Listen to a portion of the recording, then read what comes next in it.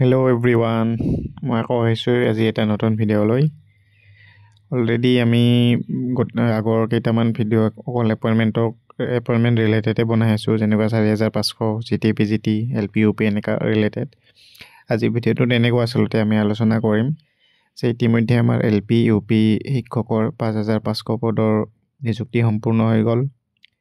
স্নাতক আৰু PGTৰ almost 8000 post আমাৰ এপইণ্টমেণ্ট হৈ গ'ল। এতিয়া নেক্সট কি আহিব পাৰে আপোনালোকৰ মতে?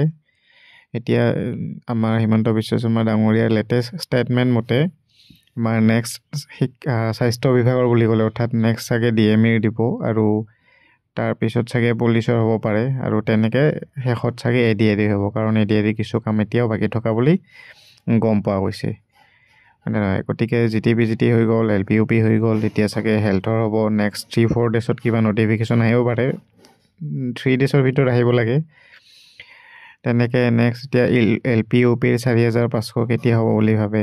অলৰেডি মই আগৰ ভিডিঅ'বিলাকত কৈছোঁৱেই যে LP UPৰ চাগে ডিচেম্বৰ মাহৰ ভিতৰত গোটেই প্ৰচেছ শেষ কৰি জানুৱাৰীত বিহুৰ আগত নাইবা বিহুৰ কেইদিনমান পিছত এপইণ্টমেণ্ট দিয়াটো সম্ভৱ, কাৰণ তাত খুব বেছি এটা কাম বাকী নাই, অকল ভেৰিফিকেশ্যনখিনি আছে। ভেৰিফিকেশ্যন কৰি ৰিজাল্ট দিব, কাৰণ চৰকাৰে এতিয়া কামখিনি খুব খৰতকীয়া কৰি আছে আৰু আশা কৰিছোঁ সোনকালে হ'ব।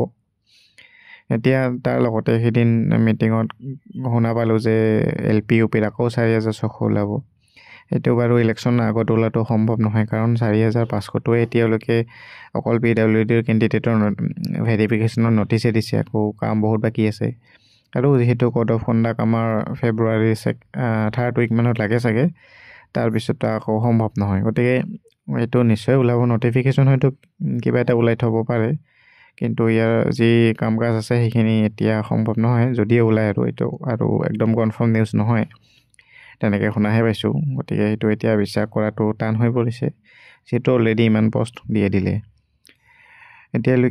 এতিয়া নৱেম্বৰতে বাকী এইখিনি গোটেই কমপ্লিট হোৱাটো সম্ভৱ নে? যি আমাৰ ADAD DME পুলিচ আছে, প্ৰায়খিনি নৱেম্বৰতে হ'ব। হয়তো ADADটো আমাৰ ডিচেম্বৰৰ 1st উইকত দি দিব পাৰে। ADADটো ডিচেম্বৰৰ 1st উইকত দিলে আৰু নৱেম্বৰৰ এইকেইদিনৰ ভিতৰত আমাৰ বাকী DME আৰু পুলিচখিনি থাকিলে। গতিকে এইখিনি ইমান এটা বিশেষ কিবা নাই, যিহেতু ষ্টেজটো আছে অলৰেডি, আৰু 2-3 দিনৰ ভিতৰত চাগে কিবা এটা নটিফিকেশ্যন দি DME আৰু পুলিচৰ নিযুক্তি পত্ৰখিনি বিতৰণ কৰিব। লগতে ইয়াৰ সমান্তৰালকৈ আমাৰ LP UP 4500ৰ কামো আগবাঢ়ি থাকিব, যিহেতু নটিচ ইতিমধ্যে পাব্লিছ কৰিব ষ্টাৰ্ট কৰিছেই। 18 তাৰিখে যিহেতু PWDৰ কেণ্ডিডেটৰ ভেৰিফিকেশ্যন শেষ হ'ব, 18 তাৰিখে নাইবা 19-20 তেনেকুৱা এটা তাৰিখত আকৌ এখন নতুন নটিফিকেশ্যন ওলাব পাৰে DWDৰ পৰা। ওলাৰ লগে লগে নিশ্চয় আমাৰ চেনেলটোতে, যেতিয়া জেনুইন হয় নিশ্চয় আমাৰ চেনেলত পাবই। গতিকে এইখিনি আছিল আলোচনা। এতিয়া আশা কৰিছোঁ নেক্সট DME ৰিজাল্টৰ যি নিযুক্তিৰ যি নটিফিকেশ্যন আছে, যি ইনভাইটেশ্যন আছে, সেয়া 2-দিন এদিনতে হ'ব। তাৰপিছত পুলিচ, তাৰপিছত ADAD, এনেকৈ গোটেইখিনি সম্পূৰ্ণ হয় আৰু লাষ্টত আমাৰ জানুৱাৰী বিহুৰ আগতেই হওক 4500 সম্পন্ন হওক, তাৰ আশা কৰিছোঁ। গতিকে চেনেলটো ছাবস্ক্ৰাইব কৰিব আৰু পাৰিলে শ্বেয়াৰ কৰি দিব। Thank U.